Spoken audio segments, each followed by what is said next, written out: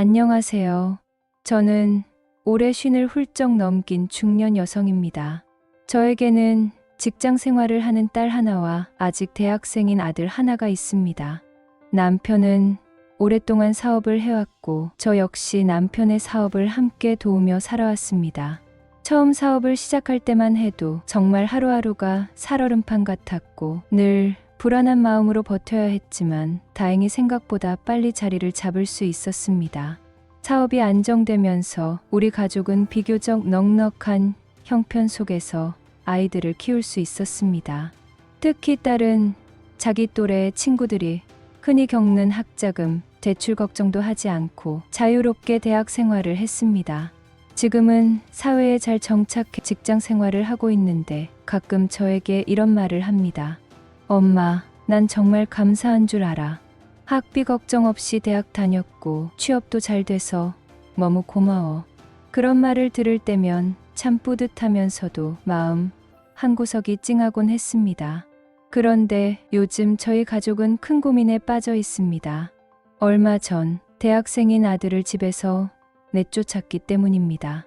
말 그대로 내보낼 수밖에 없는 상황이었습니다. 아들이 아직 대학생이다 보니 이렇게 집을 나가게 해서 혹시나 잘못되지는 않을까 걱정이 되는 건 사실입니다. 남편 역시 저와 같은 마음이긴 합니다만 겉으로는 아주 단호한 태도를 보이고 있습니다. 남편은 이렇게 말했습니다. 이번에는 절대 봐주지 않을 거야. 저놈은 거짓골로 쫄쫄 굶다가 스스로 싹싹 빌기 전까지는 없는 자식이라고 생각할 거야. 그의 목소리는 냉정했지만 저는 남편 역시 속으로는 많이 걱정하고 있다는 걸 잘 알고 있습니다. 사실 저도 마찬가지입니다. 겉으로는 남편의 말에 동의하며 강한 척을 하고 있지만 속으로는 자식 걱정이 가득합니다. 내 자식이라 걱정이 되는 건 어쩔 수 없나 봅니다. 부모 마음이라는 게 늘 그렇잖아요. 더군다나 이번 일은 자식 문제라 더욱 창피하고 속상합니다. 친정 식구들이나 시댁 식구들에게는 도저히 말할 수가 없습니다. 우리 부부가 아무리 소가리를 해도 이런 문제는 쉽게 입 밖에 꺼낼 수 없는 일이라 그냥 둘이서만 끙끙 앓고 있습니다. 요즘 하루하루가 참 무겁고 마음이 답답한 나날들입니다. 사실 우리 가족의 사정이 이렇게 복잡해지기 전에도 딸아이는 늘 든든한 존재였습니다. 딸은 직장 생활을 하다가 건강이 안 좋아져서 잠시 일을 쉬게 됐습니다. 처음엔 그저 잠깐 쉬는 줄 알았는데 생각보다 몸이 많이 안 좋아져서 한동안 푹 쉬어야 하는 상황이 되었죠. 그런 딸을 보며 저와 남편은 걱정이 컸습니다. 하지만 딸은 늘 긍정적이고 씩씩한 아이입니다. 건강을 좀 회복한 뒤에는 다시 직장을 알아보기 시작했고 그 사이 저희 부부의 사무실에 나와 자비를 도와주기로 했습니다. 사실 딸은 대학생 때부터 우리 사무실에 자주 나와 일을 도와줬기 때문에 사무실 분위기나 업무 흐름을 어느 정도 잘 알고 있었습니다. 그래서 이번에도 자연스럽게 저희 일을 거들게 됐고 저희는 딸에게 소소한 용돈을 챙겨주며 함께 시간을 보냈습니다. 그러던 중 저에게 급한 일이 생겼습니다. 언니들과 오랜만에 여행을 가게 되었거든요. 오랜만에 떠나는 여행이라 정말 설레었지만 한편으로는 일이 걱정됐습니다. 마침 딸이 사무실에 나와 있었기 때문에 저는 자연스럽게 제가 맡고 있던 업무를 딸에게 넘겼습니다. 딸 역시 큰 어려움 없이 해낼 거라고 믿었습니다. 그동안 경험이 있으니 괜찮을 거라 생각했어요. 그런데 하필 제가 여행을 떠나기 직전에 회사 일이 급격히 바빠졌습니다. 저는 여행지에서 전화를 통해 딸과 종종 연락을 했는데 딸은 별말 없이 묵묵히 일을 해냈습니다. 하지만 여행이 끝나고 돌아와서야 저는 충격적인 이야기를 들었습니다. 딸이 제 여행 기간 동안 집에도 못 들어가고 회사에 있는 숙소에서 자면서 며칠 동안 밤낮 없이 일을 했다고 하더군요. 회사 일이 너무 많아져서 혼자 도저히 감당이 안 되자 아예 사무실 숙소에 머물면서 밤낮 없이 서류를 정리하고 거래처 응대까지 하며 고생했다고 했습니다. 딸이 겉으로는 아무렇지 않은 척했지만 얼마나 힘들었을까 싶어 미안한 마음이 밀려왔습니다. 내가 너무 안일하게 생각했구나. 딸이 힘들어도 괜찮을 거라 생각한 내 잘못이 크구나. 그런 자책감이 가슴 깊이 파고들었습니다. 그렇게 딸이 사무실에서 고생을 하던 어느 날 정말 믿기 힘든 일이 벌어졌습니다. 아들이 갑자기 저에게 다가와 너무 황당한 말을 꺼냈습니다. 처음엔 장난인 줄 알았습니다. 아들은 진지한 얼굴로 이렇게 말했습니다. 엄마, 누나 정신 이상한 거 몰라요? 정신병원에 입원시켜야 해요. 그 말을 들은 저는 너무 놀라서 순간 말을 잇지 못했습니다. 평소 장난이 심한 아들이라 처음엔 농담으로 넘기려 했지만 아들은 눈 하나 까지 않고 계속 말을 이어갔습니다. 진짜예요, 엄마. 누나 요즘 하는 거 보면 정상 아니에요. 먹는 거에 너무 집착하고 방도 완전히 난장판이에요. 정리도 못하고 살고 그 모습 보면 진짜 정신병원 가야 하는 수준이에요. 저는 그 말을 듣고 더 당황했습니다. 그래서 아들에게 조심스럽게 물었습니다. 그게 무슨 정신병원 갈 정도야? 내 누나가 요즘 좀 힘든 건 맞지만 그 정도는 아니지 않니? 하지만 아들은 전혀 물러서지 않았습니다. 오히려 더 단호한 얼굴로 고개를 끄덕이며 말했습니다. 엄마는 몰라서 그래요. 진짜 심각하다니까요. 누나 상태 진짜 이상해요. 그냥 놔두면 안 돼요. 정신과에 입원이라도 시켜야 해요. 그 말을 듣고 저는 너무 혼란스러웠습니다. 딸이 요즘 힘들어하는 건 저도 알고 있었습니다. 몸이 안 좋았던 데다 회사 일까지 겹쳐 힘든 상황이니 당연히 피곤하고 지칠 수밖에 없었죠.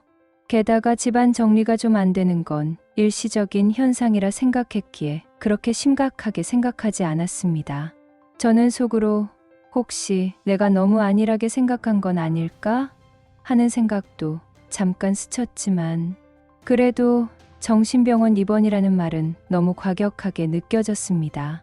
딸은 원래도 섬세하고 예민한 성격이라 스트레스를 받으면 방을 어지럽히거나 먹는 걸로 위안을 삼는 경향이 있었습니다.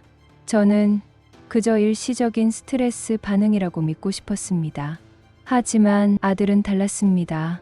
그는 끝까지 자신의 말을 굽히지 않았고 저를 향해 계속해서 진짜 큰일 나기 전에 병원 보내야 한다고 주장했습니다.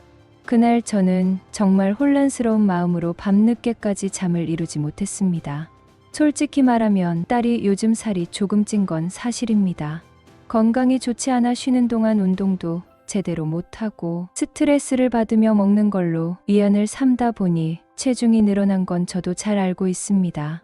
하지만 그렇다고 해서 딸이 그렇게 심하게 뚱뚱해진 것도 아니고 무엇보다 단지 자기 방 정리를 잘 못한다고 해서 정신병으로 몰아가는 건 너무 지나친 생각이라 여겼습니다. 저는 그런 문제를 정신병이라 생각해 본 적도 없었습니다. 하지만 아들은 전혀 다르게 생각했습니다. 그는 여전히 누나가 심각하다고 주장했고 무조건 입원시켜야 한다며 막무가내로 고집을 부렸습니다. 그렇게 아들과의 대화가 계속 엇갈린 채 며칠이 흘렀습니다. 그러던 어느 날 아들은 또 한 번 충격적인 말을 꺼냈습니다. 아들은 저와 남편을 불러놓고 심각한 표정으로 이렇게 말했습니다. 저희 부부가 그냥 사무실 숙소에서 사시면 안 되겠어요? 저희 부부는 순간 귀를 의심했습니다.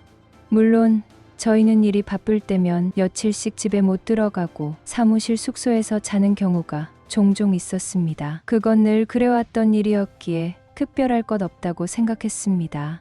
하지만 아들은 그런 얘기를 꺼내면서 아주 대담한 제안을 했습니다. 집을 제 앞으로 명예 이전해 주세요. 그러면 엄마, 아빠는 그냥 사무실 숙소에서 사시면 되잖아요. 어차피 숙소도 편하고 엄마, 아빠는 일하면서 숙소에 있는 게 더 편하다고 하셨잖아요. 그 순간 저는 머리가 멍해졌습니다. 갑자기 집 명예 이전 얘기를 꺼낸 것도 충격이었고 우리가 아예 집을 비워주고 사무실 숙소에서 살라는 발상 자체가 너무 황당했습니다. 남편도 말문이 막힌 듯 아무 말 못하고 아들의 얼굴만 바라봤습니다. 아들은 정말 진지했습니다. 전혀 농담이 아닌 얼굴로 당연한 듯 그런 요구를 했고 저희는 할 말을 잃고 서로의 얼굴만 바라보았습니다. 너무 어이가 없고 기가 막혀서 저는 결국 딸에게 조심스럽게 물어봤습니다. 아들이 왜 그렇게 엉뚱한 말을 하는지 도대체 무슨 일이 있었는지 궁금했거든요. 저는 딸을 따로 불러 조심스럽게 물었습니다. 요즘 너희 사이에 무슨 일 있었니? 내 동생이 요즘 너무 이상한 말을 해서 엄마가 도저히 이해가 안 돼서 그래. 그 말을 들은 딸은 한참 말을 못하다가 결국 울음을 터뜨리며 모든 걸 털어놨습니다. 그 순간 저는 정말 충격을 받았습니다. 딸의 이야기는 이랬습니다. 제가 형제들과 여행을 떠났던 그 시기, 딸은 회사 일이 너무 바빠서 사무실 숙소에서 몇 날 며칠을 지내야 했습니다. 그러다가 어느 날 일이 조금 정리된 틈을 타 정말 오랜만에 집에 들어갔다고 했습니다.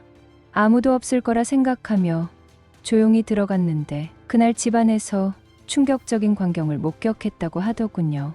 아들과 아들의 여자친구가 집에서 함께 자고 있었다는 겁니다.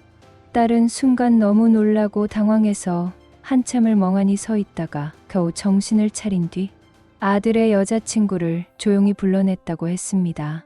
딸은 크게 화를 내지 않고 차분히 이렇게 말했다고 했습니다. 너희 둘이 예쁘게 만나고 사랑하는 건 좋은 일이야. 누가 뭐라고 하겠니? 그런데 여기는 부모님 집이야. 혹시라도 아빠가 집에 갑자기 들어오셨으면 어쩔 뻔했니? 그랬으면 정말 큰일 날 뻔했잖아. 딸은 정말 조심스럽고 부드럽게 말했답니다. 그저 누나로서, 언니로서 너무 놀라서 한마디 한 것뿐이었다고 했습니다. 그 말을 들은 저는 숨이 턱 막혔습니다. 이런 일이 벌어졌다는 사실 자체도 너무 충격이었고 무엇보다 딸이 그걸 마음속에 담고 있었을 걸 생각하니 가슴이 너무 아팠습니다. 딸은 울먹이며 말했습니다. 엄마, 나 정말 무서웠어. 내가 너무 심한 말을 한 것도 아닌데 동생 눈빛이 너무 무서웠어. 그날 이후로 나를 쳐다보는 눈빛이 이상해졌고 말도 안 되는 얘기를 하기 시작했어. 그 순간 저는 머릿속이 하얘졌고 온몸이 얼어붙는 듯한 기분이 들었습니다. 딸의 이야기는 거기서 끝나지 않았습니다. 아들과 여자친구는 그날 딸의 말을 듣고 별다른 말 없이 조용히 집을 나갔다고 했습니다. 딸도 그 순간은 그래도 내 말이 너무 심하지 않았으니 별일 없겠지 하고 넘겼다고 합니다.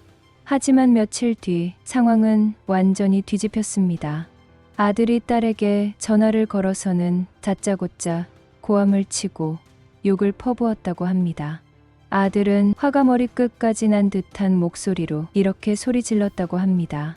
너 그날 왜 그렇게 내 여자친구를 무안하게 만들었어? 꼭 그렇게 창피를 줬어야 했냐고. 딸은 너무 당황해서 조심스럽게 대답했다고 합니다. 나는 정말 조심해서 말했어. 그날 너희가 집에 있는 모습 보고 너무 놀라서 그저 조심하라고 한 말이었어. 하지만 아들은 전혀 듣지 않았습니다. 오히려 더 화를 내며 이렇게 말했다고 합니다. 내가 그게 시누이 짓인 거 몰라? 너는 진짜 정신병자야. 알아? 누가 봐도 내가 이상한 거야. 그 순간 딸은 충격으로 말문이 막혀 아무 말도 못했다고 했습니다. 그런데 아들은 멈추지 않았다고 합니다. 끝까지 욕설을 섞어가며 이렇게 말했다고 합니다. 닥치고 가만히 있어. 나중에 내 여자친구한테 무조건 사과하고 풀어줘. 내가 무조건 사과해야 돼. 그 얘기를 들은 저는 더는 혼자 들을 수 없었습니다. 그 자리에서 남편을 불러 함께 들었습니다. 남편 역시 딸의 말을 들으며 얼굴이 굳어졌고 말문이 막힌 듯 한동안 아무 말도 하지 못했습니다. 그런데 며칠 뒤 또 한 번 사건이 벌어졌습니다. 저희 가족이 함께 외식을 하기로 했던 날이었습니다. 남편이 아구찜이 너무 먹고 싶다고 해서 다 함께 외식을 하자고 했던 날이었죠. 딸은 집에 있어서 저와 남편, 딸 셋이 함께 식당으로 향했습니다. 아들은 그날 밖에 볼 일이 있어서 따로 오기로 했는데 식당 문을 열고 들어오는 아들을 본 순간 저와 남편은 깜짝 놀랐습니다. 아들이 여자친구를 데리고 왔던 겁니다. 저와 남편은 순간 표정을 숨기느라 애를 썼지만 속으로는 기가 막혔습니다. 솔직히 말하면 저희 부부는 아들의 여자친구를 그리 좋게 보지 않았습니다. 그날 아들 문제로 이미 깊은 상처를 받은 딸도 어색해하는 눈치였습니다. 외식 내내 어색한 분위기가 감돌았고 남편은 술을 몇 잔 마시며 묵묵히 음식을 먹기만 했습니다. 결국 식사 후 남편이 술에 취해 운전을 할 수 없게 되자 딸이 운전대를 잡고 우리 가족을 집으로 데리고 왔습니다. 그날 외식 자리에서 겉보기에는 큰 문제 없이 식사가 끝난 것처럼 보였지만 며칠 뒤 딸이 조심스럽게 이야기를 꺼내자 저는 또 한 번 충격을 받았습니다. 딸은 말을 꺼내기조차 힘들어하며 한참 망설이다가 조심스럽게 얘기를 시작했습니다. 딸의 말에 따르면 외식이 끝나고 며칠 뒤 아들이 또다시 딸에게 전화를 걸었다고 합니다. 그런데 아들은 그날 식당에서 딸이 함께 온 것을 두고 엄청난 분노를 터뜨렸다고 합니다. 딸이 그날 운전을 하고 저희와 함께 식당에 온 것이 도저히 이해가 안 된다는 듯 다짜고짜 욕부터 섞어가며 소리를 질렀다고 하더군요. 너는 진짜 눈치가 그렇게 없냐? 대체 머릿속에 뭐가 들어있는 거냐? 내가 왜 그 자리에 끼어들어? 진짜 미친 거 아니냐? 딸은 너무 당황해서 아무 말도 하지 못했다고 합니다. 그냥 조용히 듣고만 있었는데 아들은 더욱 목소리를 높이며 이렇게 말했다고 합니다. 그날은 내가 엄마 아빠한테 결혼 허락을 받으려고 한 자리였어. 근데 내가 갑자기 끼어들어서 분위기 다 망친 거 몰라? 정말 눈치도 없고 기본 예의도 없는 거 아니야? 딸은 억울한 마음에 겨우 한마디 물었다고 합니다. 내가 엄마 아빠랑 같이 식사하러 간 게 그렇게 잘못된 거야? 원래 우리 가족끼리 외식하는 자리였잖아. 내가 뭘 그렇게 잘못한 건데? 하지만 아들은 한치도 물러서지 않고 계속해서 딸을 몰아붙였습니다. 너는 진짜 모르는구나. 내 여자친구가 있는 자리에서는 내가 당연히 빠져주는 게 예의야. 그 정도도 모르냐? 내가 그 자리에 있어서 우리 둘이 얼마나 불편했는지 알아? 그 말을 들은 순간 딸은 또 한 번 큰 충격을 받았다고 했습니다. 아무리 생각해도 가족끼리 원래 함께 하기로 한 외식 자리였고 자신은 단지 엄마 아빠와 함께 식사를 하러 갔을 뿐인데 동생이 이렇게까지 분노하며 비난할 줄은 꿈에도 몰랐다고 했습니다. 딸은 억울함과 황당함에 눈물을 흘리며 이렇게 말했습니다. 엄마, 나는 진짜 숨 쉬는 것도 죄가 되는 것 같았어. 도대체 내가 뭘 그렇게 잘못했는지 왜 저렇게까지 욕을 먹어야 하는지 모르겠어. 그 순간 저는 딸의 말을 들으며 가슴이 먹먹해졌고 속이 뒤집어지는 것 같았습니다. 우리 아들은 지금 대학 졸업반입니다. 그런데 사실 이번 일이 있기 훨씬 전부터 저는 아들의 생각이 어딘가 너무 안일하다고 느낄 때가 많았습니다. 지금도 기억나는 일이 하나 있습니다. 몇 년 전쯤 아들이 어느 날 갑자기 뜬금없이 이렇게 말했거든요. 나 대학 2학기 끝나고 프랜차이즈 카페 하나 차려줘요. 그 말을 듣는 순간 저는 너무 어이가 없어서 말문이 막혔습니다. 남편 역시 어이없다는 듯 웃음을 터뜨렸고 둘 다 한참을 말없이 바라만 봤던 기억이 납니다. 저희는 그 자리에서 단호하게 말했습니다. 말도 안 되는 소리 그만해라. 내가 하고 싶은 게 있으면 너 스스로 준비하고 노력해야지. 왜 부모가 다 해줘야 하니? 그날은 딸도 옆에 있었습니다. 딸 역시 동생의 말을 듣고 어이가 없다는 듯 한숨을 쉬었고 우리는 가족 모두가 한자리에 모인 자리에서 조심스럽지만 분명하게 아들에게 말했습니다. 내가 정말 카페를 하고 싶으면 우선 바리스타 자격증부터 따고 카페 아르바이트도 해봐라. 몇 년 동안 내 손으로 직접 일해보고 이 일이 진짜 너한테 맞는지 확인부터 해. 그렇게 해서 충분한 경험을 쌓은 다음에야 비로소 부모한테 돈을 빌려달라고 할 자격이 생기는 거야. 저희 부부는 절대 무턱대고 지원해주는 부모가 되지 않겠다고 아이들이 어려서부터 계속 강조해왔습니다. 그날도 저는 아들에게 아주 단호하게 말했습니다. 내 인생은 내가 책임지는 거야. 엄마 아빠가 평생 내 인생 책임질 수는 없다. 살 길은 스스로 개척해야 하는 거야. 남편 역시 같은 마음이었고 딸도 옆에서 조용히 고개를 끄덕이며 동의했습니다. 그날 아들은 저희 말에 아무 대답도 못했고 결국 입을 삐죽 내밀며 방으로 들어가 버렸습니다. 그날의 기억은 지금 생각해도 선명합니다. 우리 부부는 자식에게 현실적인 조언을 했을 뿐인데 아들은 그걸 전혀 받아들이지 못했던 것 같습니다. 이번 사태를 겪으며 저는 그때 아들이 이미 자기중심적으로 사고하는 아이였다는 걸 다시금 절감하고 있습니다. 딸은 말을 하면서 내내 울먹였습니다. 저는 옆에서 딸의 떨리는 목소리를 들으며 마음이 점점 무너지는 것 같았습니다. 딸의 말은 정말 충격적이었고 너무도 가슴 아픈 이야기였습니다. 딸은 이렇게 말했습니다. 엄마, 난 정말 아무 잘못도 안 했어. 그냥 평소처럼 가족끼리 식사 자리에 함께 있었던 것뿐인데 동생은 그 일 이후로 갑자기 돌변했어. 며칠 내내 나한테 욕하고 막말을 퍼부었어. 너무 모욕적이었고 너무 아팠어. 딸이 왜 그동안 그렇게 힘들어했는지, 왜 그렇게 울면서 말할 수밖에 없었는지 그제야 뼈저리게 느껴졌습니다. 남편 역시 딸의 말을 듣고 얼굴이 하얗게 굳었습니다. 우리 둘 다 말문이 막혀 한동안 아무 말도 하지 못했고 속으로는 부글부글 끓는 분노와 깊은 슬픔이 뒤엉켜 있었습니다.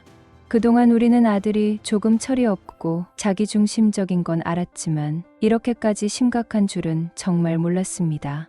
가족이라는 울타리 안에서 이렇게 무서울 정도로 동생이 누나를 몰아붙이며 상처를 줬다는 사실이 너무 충격이었습니다. 그리고 딸의 말 속에는 아주 중요한 단서가 있었습니다. 딸은 울먹이며 이렇게도 말했습니다. 엄마, 동생이 저렇게까지 달라진 건 솔직히 그 여자친구 때문인 것 같아. 그 애가 자꾸 동생을 부추기는 것 같아. 동생도 이상하지만 그 여자애는 정말 더 이상한 애야. 누가 봐도 이상한 행동을 하는데 동생이 완전히 휘둘리고 있어. 그 말을 들은 순간 저는 소름이 돋았습니다. 우리 부부는 이미 마음속으로 같은 결론에 도달하고 있었습니다. 아들도 분명히 큰 문제입니다. 어릴 때부터 책임감 없는 모습을 종종 보였고 자기 생각만 하던 아이였습니다. 그런데 이번엔 그 여자친구라는 아이가 옆에서 부추기고 아들의 잘못된 행동을 부추기며 누나를 향한 적대감을 키운 게 너무도 분명했습니다. 그날 밤 저는 남편과 아주 길고 진지한 대화를 나눴습니다. 우리 부부는 더 이상 이 상황을 묵인할 수 없다는 것의 뜻을 모았고 결국 아들과 다시 마주 앉기로 결정했습니다.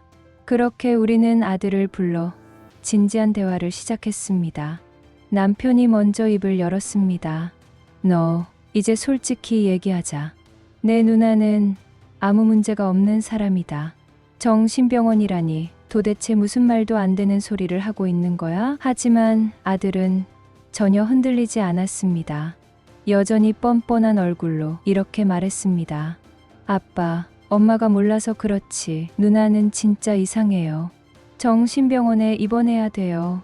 그 이유라는 것도 참 어이가 없었습니다. 딸이 살이 조금 찐 것, 방이 정리되지 않은 것, 먹는 것에 집착하는 것 같은 사소한 이유들 뿐이었습니다. 그 말을 듣는 순간 남편은 참다 못해 결국 폭발했습니다. 남편은 큰 소리로 물었습니다.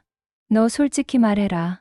내 여자친구가 시켜서 그렇게 말하는 거냐? 누가 봐도 그 여자애가 너를 부추기고 있는 게 뻔한데.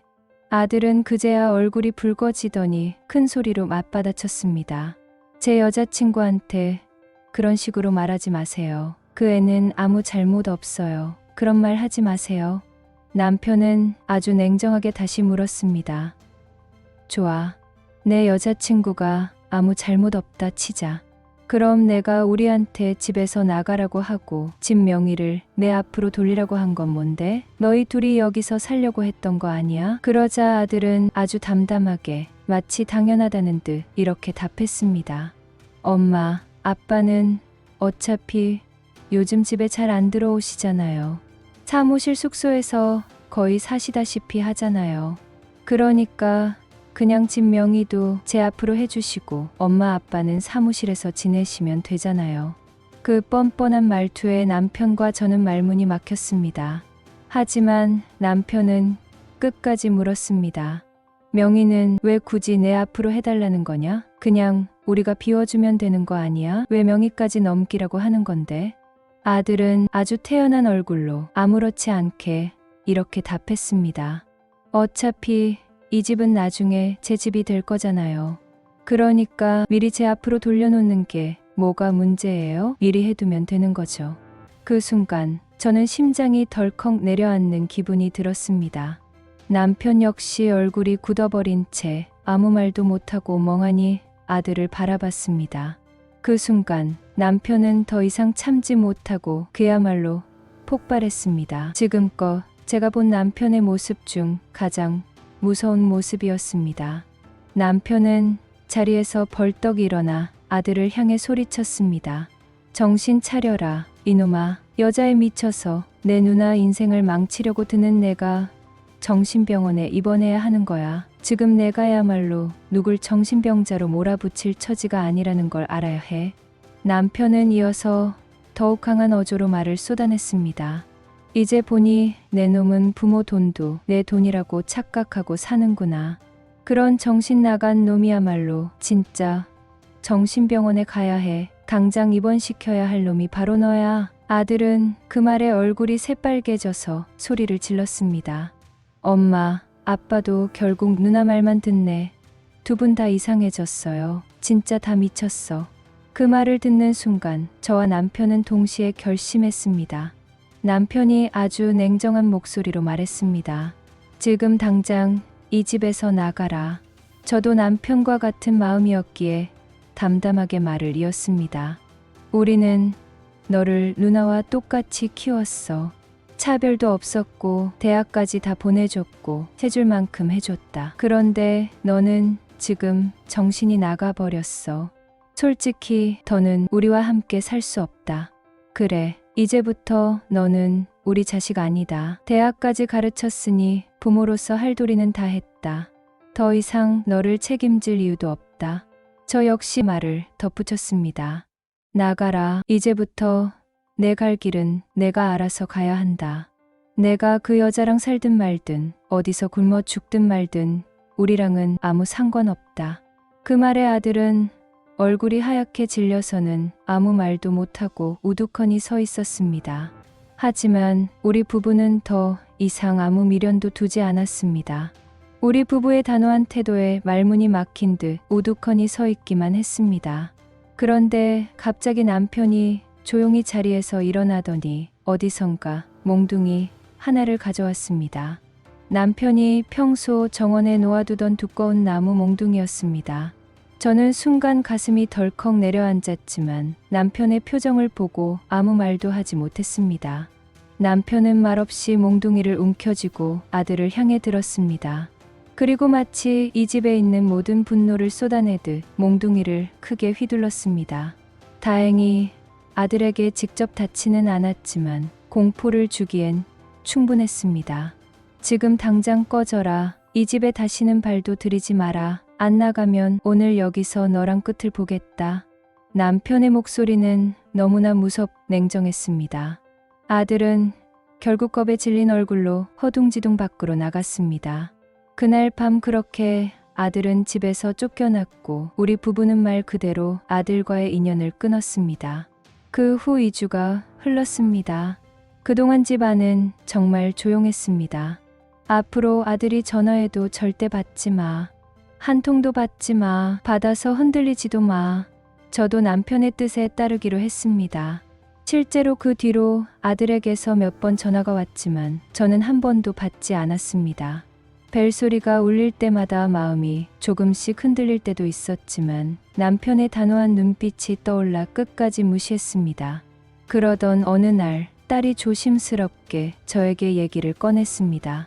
며칠 전 우리가 모두 집을 비운 사이 아들이 집에 찾아왔었다고 합니다. 딸은 집에 혼자 있었는데 초인종 소리도 없이 조용히 들어와 아주 잠시 머물다 조용히 나갔다고 했습니다. 딸은 무섭기도 하고 불안하기도 해서 그날 아무 말도 하지 않고 가만히 있었지만 아들은 정말 말 한마디 없이 집 안을 잠깐 둘러보다가 그대로 나갔다고 했습니다. 그 이야기를 들은 남편은 아무 말 없이 조용히 고개를 끄덕였고 그날 밤 남편은 마지막 조치를 단행했습니다. 아들이 가지고 있던 모든 카드, 심지어 용돈을 보내주던 계좌까지 모두 정지시켜 버렸습니다. 남편은 아직도 단호합니다. 저희는 서로 말없이 하루하루를 보내고 있지만 남편은 가끔 툭 던지듯 이렇게 말합니다. 저놈은 거지꼴이 되어서 빌면서 돌아와야 정신을 차릴 거야. 한 번 무릎 꿇어서는 안 돼. 최소 2번, 3번은 더 내쫓아야 겨우 정신을 차릴 거다. 그전에는 절대 받아주면 안 돼. 그 말을 들을 때마다 제 마음은 복잡해집니다. 저는 조심스럽게 남편에게 물었습니다. 여보, 그런데 만약 정말 아이가 나쁜 생각이라도 하게 되면 어떡해요? 아직 어린애 같은 애인데 그렇게까지 밀어붙였다가 정말 큰일이라도 나면요? 하지만 남편은 너무도 냉정하게 대답했습니다. 그놈이, 그 비루한 놈이 무슨 용기가 있다고 그런 짓을 하겠어? 걱정할 필요 없어. 오히려 아직도 부모한테서 뭐라도 얻어낼까 궁리나하고 있을 거야. 남편의 그 단호한 목소리 앞에 저는 더 이상 말을 잇지 못했습니다. 하지만 솔직히 말하면 저는 하루도 편한 날이 없습니다. 밤마다 생각이 너무 많아져서 잠을 설치고 머리까지 지끈지끈 아픕니다. 아무리 생각해도 우리 아들이 저렇게까지 비뚤어진 건 우리 부모 책임도 있다고 생각합니다. 우리가 아이를 너무 편하게 키운 건 아닌지, 돈을 쉽게 써서 아이가 세상을 만만하게 본 건 아닌지 그런 생각이 끊이질 않습니다. 아들이 저렇게 자라기까지 우리도 잘못이 없다고는 절대 말할 수 없습니다.